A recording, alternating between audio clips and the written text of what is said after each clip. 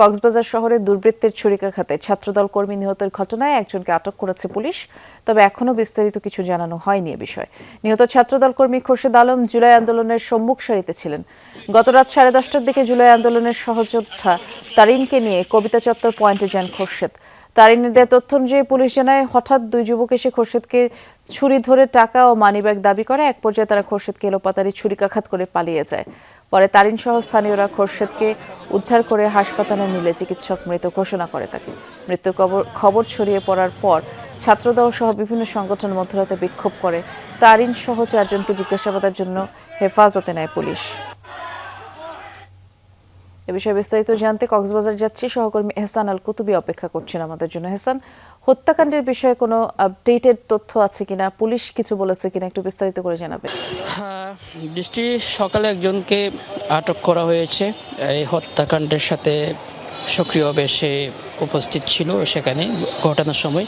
তো এবং এরপরে এই মুহূর্তে আমরা যেখানে আছি এটা হচ্ছে কক্সবাজার সদর হাসপাতালের মর্গের সামনেই। এখানে তার স্বজন, বন্ধুবান্ধব, দলীয় নেতাকর্মী সহ জুলাই আন্দোলনে যেহেতু সে সক্রিয় ভূমিকা পালন করেছে, প্রত্যেকটি আন্দোলনের সম্মুখ যোদ্ধা ছিল, তার সহযোদ্ধারাও এখানে এসেছেন। আসলে এমন একটি ঘটনা কেউ কোনোভাবেই কামনাও করেনি বা কেউ মেনে নিতেই পারছে না।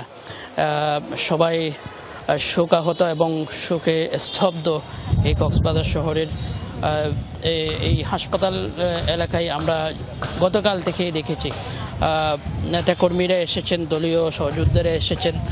সব মিলিয়ে এই ঘটনা এমন একটি ঘটনা, অনাকাঙ্ক্ষিত ঘটনাটি ঘটবে কেউ আশা করেনি।